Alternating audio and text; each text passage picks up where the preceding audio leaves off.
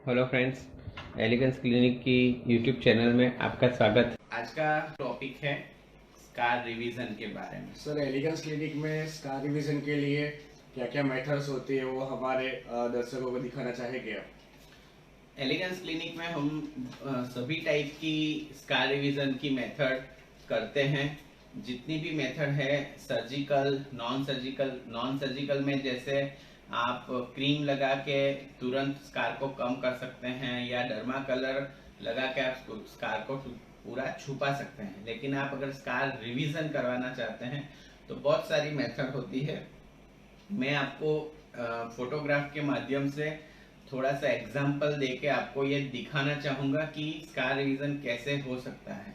और ये सब रियल पेशेंट्स हैं जो हमारे पास ऑपरेशन किए हुए हैं, और काफ़ी जूम करके आपको फोटो हम दिखा रहे हैं। ऐसा नहीं कि इसमें कोई फ्लैश दिया हुआ है या फोटोशॉप किया हुआ है।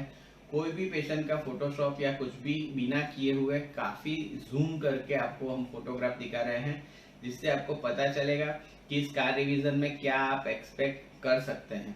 क्योंकि हर एक स्कार अलग होता है, हर एक पेशेंट का शरीर अलग होता है, हर एक पेशेंट की हीलिंग कैपेसिटी अलग होती है, और हर एक पेशेंट की केयर करने की, जैसे कि सनलाइट में नहीं जाना है, मसाज करना है, वो सब चीज़ें अलग होती है। तो मैं जो फोटोग्राफ दिखाऊंगा वैसा ही रिजल्ट हर एक पेशेंट को मिले ऐसा ज़रूरी नहीं है, लेकिन ज़्यादातर पेशेंट को अच्छा रिजल्ट मिलना है। और आपको ये समझना ज़रूरी है कि स्कार रिवीजन से स्कार जाता नहीं है, कम हो सकता है, साइज कम हो सकता है, दिशा बदल सकती है, या ऐसी जगह पे स्कार मैनेज हो जाता है जिससे वो दिखना कम हो जाए। तो आइए देखते हैं एक थोड़ा सा प्रेजेंटेशन जिसमें आपको पता चलेगा कि स्कार रिवीजन कैसे कैसे हो सकता है। तो स्कार रिवीजन की थोड़ी सी मेथड मैं आपको समझाना चाहूँगा। जैसे कि ये स्कार है, काफ़ी बड़ा पोस्ट इन्फेक्टिव स्कार है, इन्फेक्शन हुआ था और उसमें से ये स्कार बना हुआ है। आँख के बाजू में है, आँख खींचने की संभावना रहती है। इसमें जो प्राइमरी एक्सीजन है वो क्या होता है कि आपकी जो स्कार की बॉर्डर है उसकी ये तरफ की और ये तरफ की चमड़ी नॉर्मल है, तो हम ये स्कार को निकाल देते हैं पूरी चमड़ी को, और ये वाली और ये वाली चमड़ी को इसको ऐसे खींच के नए सिरे से टाँके लगा देते हैं। अभी प्लास्टिक सर्जरी में ऐसी बहुत सारी टेक्निक्स है जिससे आपकी ये टाँके जो होते हैं वो दिखने में कम रहते हैं, और लाइफ टाइम के लिए वो स्कार के बांध के रखती है चमड़ी को नज़दीक, तो वो स्कार वापस से चौड़ा नहीं होता है। तो वैसी प्लास्टिक सर्जरी की टेक्निक का प्रयोग करके इतना बड़ा, जैसे करीबन ओल्ड जो रुपीज आता था, 1 रुपये का सिक्का, उतना बड़ा सिक्का केस है, उसको आप देख सकते हैं कि ये एक लाइन में कन्वर्ट हो चुका है और उनकी आंख पे बिल्कुल भी खींचाव नहीं है। ये फोटो बहुत सारा जूम इसके लिए किया हुआ है कि आपको पता चले कि ये स्कार ऐसी लाइन में कन्वर्ट हो सकता है, जाता नहीं है। लेकिन अगर आप दूर से ये लड़की को देखते हैं तो ये स्कार बिल्कुल भी आपको दिखता नहीं है। ये दूसरा फोटोग्राफ है कि आप ये किसी ने टाँके लिए थे, वो स्कार है। आप यहाँ पे देख सकते हैं कि हल्का सा आपको कुछ दिखेगा, लेकिन ज़्यादातर इसमें कुछ दिख नहीं रहा है। तो ये 1-2 साल के अंदर काफ़ी सारा ये स्कार सेटल हो जाता है। यहाँ पे हल्का सा काला सा निशान है जो शायद यहाँ पे मोबाइल में नहीं भी दिख रहा हो, लेकिन वहाँ पे काफ़ी अच्छा रिजल्ट ये पेशेंट को मिला है। जैसे कि आप देख रहे हैं यहाँ पे ये बहुत बड़ा एक्सीडेंट का स्कार था, हमने स्कार रिवीजन किया हुआ है। तो यहाँ पे आप देख रहे थे बड़ा स्कार था, वो ऑलमोस्ट गायब हो चुका है, हमने प्राइमरी एक्सीजन किया हुआ है। और यहाँ पे मैं आपको बताना चाहूँगा ये सब रियल पेशेंट हैं, रियल पेशेंट के फ़ोटो हैं, और ये रिज़ल्ट आप अच्छी प्लास्टिक सर्जरी करा के पा सकते हैं। यहाँ पे ये क्लेफ्ट लिप का ऑपरेशन किया हुआ था, तो बीच में बाल नहीं आते थे, स्कार थोड़ा सा ऊंचा नीचा था, तो उन्होंने डिसाइड किया था कि ये जो स्कार है उसका मैनेजमेंट उनको करना था। तो ये स्कार मैनेजमेंट करने से क्या होता है कि जब मूछें आती है तो यहाँ पे मूछ नहीं आती है स्कार में, तो उसके बाद उनको यहाँ पे मूछें आती थी और उनका जो चेहरा था काफ़ी प्रेजेंटेबल हो जाता है। बीच में ये जो खांच सब दिख रही थी वो सब खांच भी उनकी कम हो जाती है। अब ये जो केस है वो डब्ल्यू प्लास्टिक का है। चेहरे पे, यंग लड़कियों के चेहरे पे आप देखते हैं कि आप किसी ओल्ड आदमी को देखते हो तो जो फोरहेड की रिंकल्स होती है वो ट्रांसवर्स होती है। आप अपने आप को आईने में देखो, आईब्रो ऊपर करोगे तो यहाँ पे ट्रांसवर्स लाइन होती है, आड़ी लाइन होती है, और ये स्कार आड़ी लाइन में नहीं था, अलग दिशा में था। तो उसको निकालने के लिए हमने मल्टीपल डब्ल्यू का उपयोग किया। डब्ल्यू टेक्निक होती है, वो डब्ल्यू टेक्निक का उपयोग करके ये स्कार को हमने मैनेज किया है। आप जैसे देख रहे हैं यहाँ पे दोनों फ्लैश फोटोग्राफ है, लेकिन यहाँ पे स्कार दिख रहा है, यहाँ पे ऑलमोस्ट एक हल्की सी लाइन जैसा आपको दिख रहा होगा। ये दूसरा जो ये डब्ल्यू प्लास्टिक मैंने बताया, मैंने अभी तक के जो रिजल्ट थे वो सब है प्राइमरी एक्सीजन। प्राइमरी एक्सीजन माने स्कार को पूरा निकाल देना और आजू बाजू की अच्छी चमड़ी को खींच के वापस से नए सिरे से टाँके ले लेना।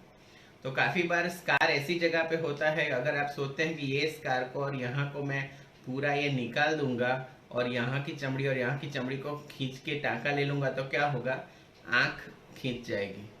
तो वैसे में हम स्टेज एक्सीजन का प्रयोग करते हैं। स्टेज एक्सीजन क्या होता है कि पहली बार में आपका आधा स्कार निकाला जाएगा जिससे कि आंख खींचे नहीं, और 2-3 महीने के बाद जब अपनी चमड़ी वापस से रिलैक्स हो जाती है तो दूसरा स्टेज करके हम बाकी का स्कार निकाल देते हैं।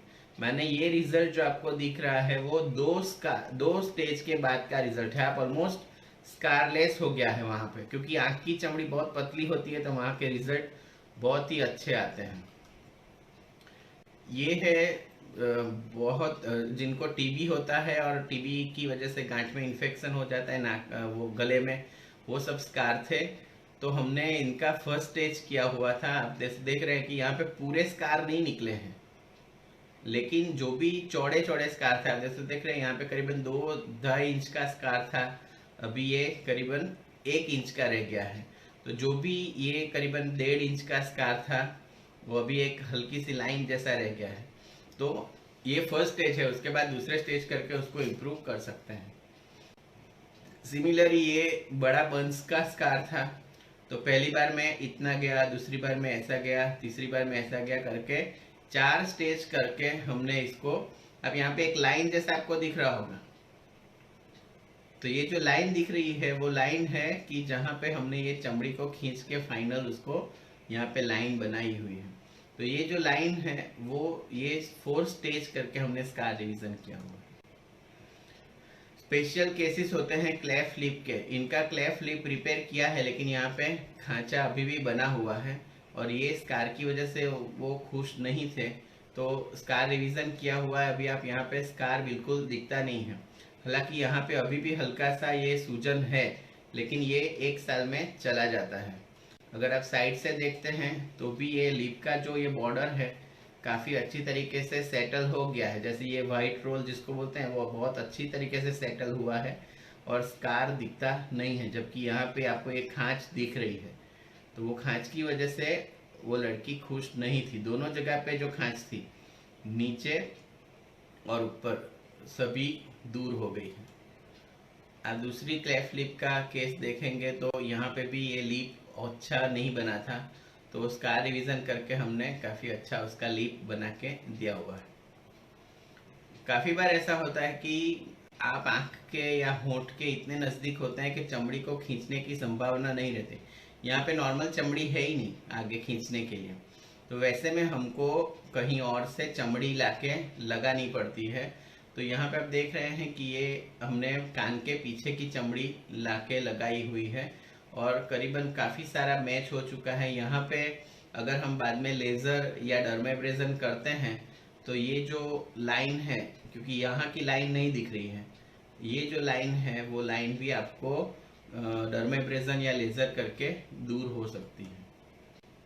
ये पोस्ट ट्रॉमेटिक स्कार है। लिप आप देखो कितना खराब है, ऊपर खींचा हुआ है, यहाँ पे केलोइड जैसा हाइपरट्रोफी हुआ है, वो काफ़ी अच्छी तरीके से हमने सेटल किया हुआ है।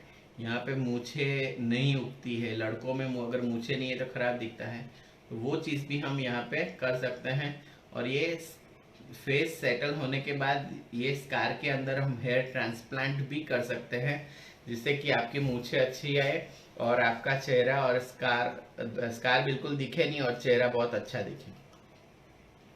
ये नाक के ऊपर की स्कार है, नाक अपने चेहरे का सेंटर है, तुरंत दिख जाता है। तो वो नाक का स्कार हमने प्राइमरी एक्सीजन किया हुआ है। ये जो है नाक की स्किन इतनी टाइट होती है कि वहाँ पे खींचना बिल्कुल पॉसिबल नहीं होता है। तो यहाँ पे हमने सबसीजन करके अंदर फैट डाला हुआ है। स्कार वैसा का वैसा ही है, लेकिन उसने अपना कलर बदल दिया है। ये बहुत ही जूम किया हुआ है, इसलिए आपको इतना दिख रहा है, दूर से बिल्कुल दिखता नहीं है। तो ये जो स्कार है उसके नीचे फैट डालने से फैट के अंदर स्टेम सेल होते हैं जो अपने स्कार का कलर बदल देते हैं। तो अगर आप स्कार निकालते नहीं भी हैं तो भी स्कार का कलर इंप्रूव हो जाने से, क्योंकि ये स्कार क्यों दिख रहा है कि वो काला कलर का है, तो स्कार का कलर इंप्रूव हो जाता है। इसके लिए बाद में आप लेजर और क्रीम्स भी यूज करना पड़ता है। जैसे कि ये डिप्रेस्ड स्कार है और हड्डी पे है, यहाँ की हड्डी एक्सीडेंट में आप देख रहे हैं कि यहाँ पे कट है, तो हड्डी एक्सीडेंट में दब गई थी। तो ये डिप्रेस्ड स्कार को हमने यहाँ पे इम्प्लांट भी डाल सकते हैं, और उन्होंने पेशेंट ने अपनी अफोर्डेबिलिटी हिसाब से टाइटेनियम की मैश, ये एक जाली जैसा हमने बिठाया हुआ है। इसी स्कार को, जो स्कार था उसको ही खोल के हमने किया हुआ है। अब जैसे देख रहे हैं यहाँ पे हल्का सा अभी जो ये खाली महीने भर का फोटोग्राफ है, लेकिन जो खड्डा था पूरा चला गया है, और 1 साल के अंदर ये जो स्कार का जो लाइंस है वो भी काफ़ी कम हो जाता है। और कॉस्मेटिक सर्जरी में सबसे मेन होते हैं एक्ने स्कार, क्योंकि काफ़ी सारे यंगस्टर होते हैं जिनको एक्टिव एक्ने होते हैं, फिर वो एक्ने फूट जाते हैं, उनके अलग अलग टाइप के boxy scar, ice pick scar, rounding scar, वैसे स्कार बन जाते हैं। तो उसके लिए हमारे पास काफ़ी सारी मेथड्स अवेलेबल हैं। जैसे कि आप सब सीजन कर सकते हैं। सब सीजन माने क्या कि आपका स्कार जहाँ पे चिपका हो वहाँ से हम उसको अलग कर देते हैं। उसके बाद अंदर फैट भर सकते हैं जिससे कि स्कार के कलर, जो क्योंकि ये काले कलर के स्कार होते हैं, वो निकल जाते हैं। उसके अलावा फैट ग्राफ्ट अगर नहीं डलवाना चाहते हैं, किसी की महीने भर में शादी है और वो 1 साल का समय राह नहीं देख सकते हैं, तो उनके लिए फिलर ट्रीटमेंट होती है कि स्कार के नीचे हम एक नेचुरल इंजेक्शन आते हैं वो भर देते हैं, जिससे कि ये स्कार दिखना कम हो जाते हैं। इसके अलावा CO2 लेज़र होता है, वो नीचे कोलेजन बना के स्कार को अंदर से भरता है। वैसे ही माइक्रो नीडलिंग रेडियो फ्रीक्वेंसी है जो नीचे से कोलेजन बना के आपके चमड़ी को टाइट करती है और स्कार को अंदर से भरती है। तो एलिगेंस क्लिनिक में स्कार के लिए हमारे पास बहुत सारी ट्रीटमेंट हैं। आपने बहुत सारे एग्जाम्पल देखे कि primary excision, stage excision, W plasty, Z plasty, fat graft, titanium के मैश, यहाँ पे जैसे सब सीजन के साथ में आप यहाँ पे देख रहे हैं कि ये CO2 लेज़र और माइक्रो नीडलिंग भी किया हुआ है। तो हर एक तरीके की जो स्कार की रिवीजन करने की फैसिलिटी है वो हमारे पास है। और इसके अलावा जो स्कार को मैनेज नहीं हो सकता है, हम पेशेंट को क्लियर कट बता देते हैं कि आपको लाइन के अंदर स्कार नहीं है तो आपको इतना रिजल्ट मिलेगा। इसके अलावा काफ़ी स्कार को हम हेयर ट्रांसप्लांट कर देते हैं, जैसे कि जो एरिया हेयरी है और अंदर स्कार है तो हम उसको अंदर हेयर ट्रांसप्लांट कर सकते हैं। हमारे पास स्काल्प माइक्रो पिगमेंटेशन की भी मेथड है, जिससे कि आपके स्कार के अंदर हम एक हेयर जैसे टैटू बना सकते हैं। तो मूंछों पे स्कार है या आपके बियर्ड में कोई स्कार है तो उसको हम SMP या हेयर ट्रांसप्लांट करके ठीक कर सकते हैं। मैंने जितनी भी पॉसिबल मेथड है स्कार रिवीजन की वो हमारे यहाँ पे होती है। हमारा एड्रेस, फ़ोन नंबर और कॉन्टैक्ट डिटेल यहाँ पे दिए हुए हैं। इसके अलावा ये QR कोड को स्कैन करके आप हमारे वेबसाइट पे जा सकते हैं जो है drashutosha.com। दूसरे QR कोड को स्कैन करके आप जा सकते हैं हमारे यूट्यूब चैनल पे जो है elegance clinic doctor Ashutosh Shah. इसको आप सब्सक्राइब भी कर सकते हैं, इसका बेल आइकन भी दबा सकते हैं, और वीडियो आपको अच्छा लगा तो उसको आप लाइक और शेयर भी कर सकते हैं। और हमें आपकी कमेंट्स का इंतज़ार रहेगा। और आपके समय के लिए धन्यवाद।